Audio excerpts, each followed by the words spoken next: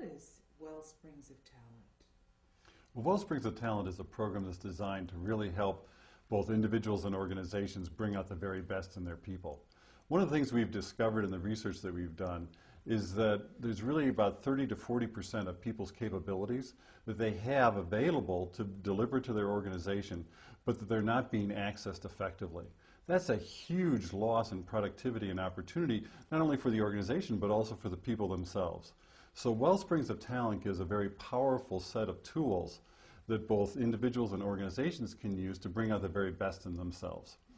And there's really three key components to it. The first one are the Talent Catalyst conversations. And this is really a way that anybody in the organization can serve as a catalyst for others. And that is, just like in chemistry or in biology, a catalyst is something that triggers a reaction, stimulates and precipitates a response. And that's exactly what a talent catalyst does. And the neat thing about it is that people can do that with a very minimal amount of training and guidance, so that we can scale this program across a very large organization, both up and down and around in the organization. And you're not limited by only having a program that's just for a few select people. Because the key thing we're finding is it's not just having the high potentials in the organization perform well, but that 60 to 80% of the people that are sort of in the middle, who could be delivering a lot more, having a far more enjoyable experience themselves, but the organizations are not really engaging effectively. And that's really what we're targeting. So these talent development conversations are very powerful. They're really keyed off of the very best the knowledge that we have from the latest science about best brain performance, what it takes to access that, how to do that effectively, how people learn most effectively. It's very interesting. Not everybody learns the same way. Yet our organizations have been very slow to figure out how to communicate with and how to tap the way people learn and to have them engage effectively. And this program is very effective at having people quickly find out what those are and how to tap that and to use the native talents and capabilities of the employees themselves very, very effectively. So it's an exciting way to move forward, and anybody in 45 minutes to an hour can go through this Talent Catalyst conversation, have a very powerful experience of figuring out what their hopes are, what's standing in the way of realizing those, how they can tap the successes they've had in the past to get through the challenges they face today, and how they can really build the resources and inner qualities and capabilities that are going to enable them to be successful and to really have that high level of enjoyment and satisfaction that they seek. So this is very different from the typical approach that organizations have been taking.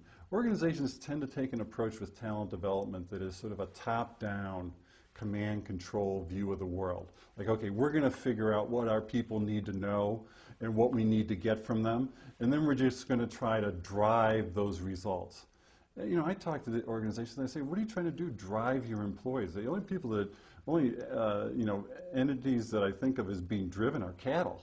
These are people with capabilities. The key thing for organizations is not to try to drive it down, but rather to figure out how do we unleash those wellsprings of talent that are within people, that are waiting to come forward, and captivate and engage the interests of people that will enable them to move forward and to unleash those talents for their own satisfaction and also for the benefit of the organization. That's the win-win in this. So what we've really done is design something that not only builds the assets for someone's own career, but also in that process, they're developing knowledge assets that the organization can retain and apply. So both parties win. So it isn't this sort of thing of, oh, well, I don't know if I really want to train and develop our people because they might just go away. It's rather, okay, how can we train and develop our people and do that off of their own motivation and interest and get the benefit of building assets for the organization that will continue whether that person remains or not. But most often, when people are excited and engaged about their work, they stay. So that's the key thing that we need to do, is figure out how to do that. And that's what the Wellsprings of Talent program does, is these very powerful talent catalyst conversations, then has key action plans and productivity tools that enable people to do that. Because a lot of times people will come up with ideas and they'll say, this sounds great, I'd love to be pursuing this new opportunity that I've now identified and overcome these obstacles that I've got, but I don't have time. How many people say, I don't have time? Well, the reality is, even the most busy of executives, and I coach CEOs of companies and others, they can find, with effective tools, a way to free up 10 to 20% of their time. You know, that's a half day to a full day each week. Or that's going from the 80 hours a week that they're working, you know, down to something that's more manageable in the, you know, 45, 50 hour range. So that's a huge difference in their capabilities and in their opportunities to realize those. And that's what gives the space and opportunity to bring this into practice. So it's that combination of the talent catalyst conversations, the action plans, and effective productivity tools, and then how to turn those into both career and organizational assets that make this a really coordinated and effective program. How do you teach a senior executive to listen to someone when they get turned on by the talent catalyst experience? Well, that's key, and that's one of the things that's very exciting. In each of these workshops that we do, we have everybody play both roles, being the talent catalyst for somebody else in the conversation, and then they turn around and switch roles, either with that same person or with somebody else, and play the other role. So actually some of the most exciting experiences we've had have been, in fact, where first-line employees have been serving as a talent catalyst for the CEO. And you might wonder, well, how does that happen?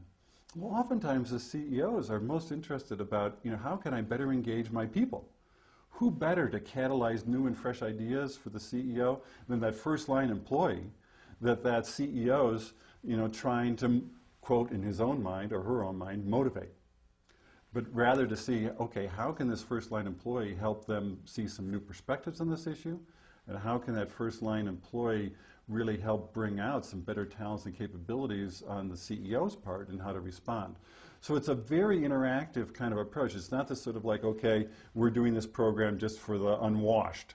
It's really how can everybody, top down and across the organization, engage in this effectively. And so I kind of think about it as I've talked with the director of learning at Google. They have a wonderful theme there, which is their aspiration is to have, they have 20,000 employees, their aspiration is to have 20,000 learners and 20,000 teachers, which is the recognition that everybody can learn something and everybody has something to teach. In fact, the very best way to learn things is oftentimes by teaching somebody else. So we're taking teaching and training out of the role of, you know, that's something that HR does, into something that the organization and the people within it stimulate for one another. Not that HR's role is unimportant or the training programs are unimportant or whatever, but in order for us to really tap that 30 to 40% of capability that isn't being accessed today, we've got to engage everybody. And they have to be engaged in ways they can do effectively with the limited time and high demands that exist. And so that's what's exciting is how the opportunities to do that. And what we've come up with is a very effective formula for that. We've pulled together the very best people who are professional coaches from around the world to offer ideas and support into this. And so we've got a team that's able to deliver this very effectively in any part of the world and for any kind of organization, be it a corporation, be it a small company, be it a government agency or a community organization. You're talking about a paradigm shift for many companies to start embracing their people as their asset. Exactly. That's what's absolutely critical, is rather than think about them as, okay, something to manage, it's really what can we do to unleash the talents and capabilities that these people have in their own motivation? See, people aren't motivated when they're directed to do things by other people. They're motivated by when what needs to be done in the organization is in alignment with something that they're excited about doing. And the fun thing has been, you know, some CEOs or managers think, well, geez, if I do this, what if people come up with something different than what I need them to do? Well, you know, the kind of fear factor comes in. And the intriguing thing is that over and over we've seen in organizations that, in fact, people and their own interest in building their skills and talents line up with what the organization needs. That we can trust the self-organizing capabilities of people. And that's really where the latest management science is going. That's what my colleague Meg Wheatley works on is, you know, self-organizing organizations, how to get away from command and control. What we've done is figure out how to make that happen and enable that to happen through the skills, talent, energy, and motivation of people in the organizations themselves.